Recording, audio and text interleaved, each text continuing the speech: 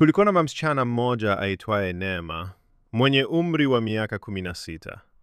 Aliishi katika kijiji cha Lugulu, kijiji kidogo kilichozungukwa na misitu minene na mito ya ajabu.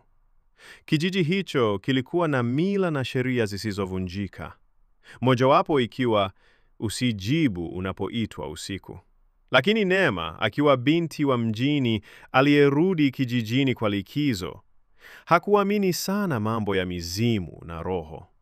Alikuwa akicheka kila aliposikia watu wakisimulia kuhusu sauti zinazowaita watu usiku kisha hawapatikani tena. Usiku wa tarehe 13 mwezi wa 7, mwezi ukiwa mpevu kama jicho la mwanasesere, Neema alikaa peke yake nje ya nyumba ya bibi yake akiangalia nyota. Ulikuwa usiku mzuri, tulivu, baridi ikipuliza taratibu na nyani wakipiga makelele mbali. Ghafla, akasikia sauti ya mwanamke ikimuita kwa upole sana. Neema, Neema njoo. Alishtuka. Alijua wote ndani walikuwa wamelala. Akaangalia kushoto, kulia, mbele.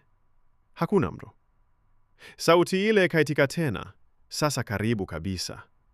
Neema, njoo uone kilicho chako. Alisimama.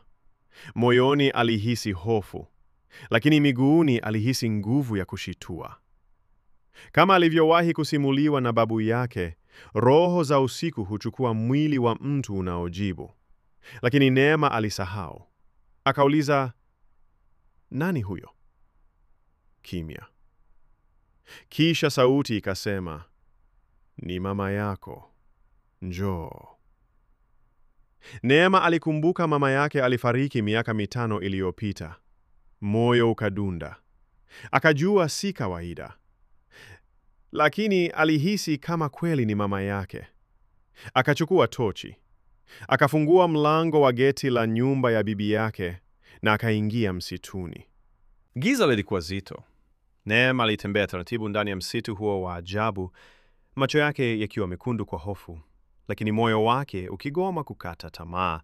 Mwangaza hafifu wa mwezi ulizidi kudidimia, na sasa mwanga pekee ulikuwa ni wa vidonda vya nyota angani. Neema, sauti ililia tena, mara hii ikiwa karibu zaidi, lakini haikuwa kama mwanzo. Sasa ilikuwa nyororo, ya kike na yenye huzuni.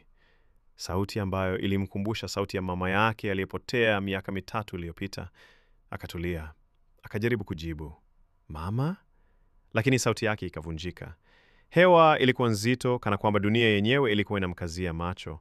Mara ardhi ilianza kutikisika polepole. Ardhi ikapasuka taratibu mbele yake, na ndani yake kukafunguka mlango wa giza. Kulikuwa na ngazi zilizoshuka chini, za mawe zenye miale ya samawati iliyoonekana kama moto baridi. Neema aliangalia nyuma. Njia aliyopitia haikuwepo tena. Ni kama msitu ulikuwa umemfunika. Hakukuwa na uchaguzi tena. Alishusha pumzi ndefu. Akaanza kushuka ngazi hizo, kila hatua ikitoa sauti ya kama mawe yanayolia. Alipofika chini kabisa, alijikuta kwenye pango kubwa lililokuwa na kioo kikubwa sana. Lakini kioo hicho hakikuonyesha sura yake, kilionyesha kile alichokiwaza. Mara akakiona kijiji chao, akaona rafiki zake, akaona watu wakilia wakisema, Neema kapotea. Machozi yakaanza kumtoka. Ndipo kioo kikabadilika, kikamwonyesha msitu wa kale, na nyuma yake kivuli cha kiumbe mrefu, mweusi, mwenye macho mekundu, anayemfuatilia. Alirudi nyuma, lakini kulikuwa na ukuta wa giza. Kiumbe huyo hakusogea, bali alizungumza kupitia kioo. Neema, ukitaka kurudi nyumbani, lazima utimize agano lililovunjwa. Agano gani? Neema aliuliza kwa hofu. Agano lililofanywa miaka 17 kabla ya kuzaliwa kwako na ukoo wako. Wewe ndiye mwisho wa damu yao. Ukishindwa, giza litatawala usiku milele. Neema akatetemeka, lakini bado alikuwa jasiri. Nitafanya chochote. Nataka kurudi nyumbani. Mara kioo kilipasuka vipande, kila kipande kikapaa angani na kuangaza mwangaza mkali uliojaza pango. Ghafla, Neema akawa sehemu nyingine. eneo lenye miti ya bluu inayoua mwanga, anga lililopinda na ndege waliokuwa na vichwa vya watu. Alikuwa kwenye ulimwengu wa usiku hai, sehemu ambapo usingizi wa wanadamu hugeuka kuwa uhalisia.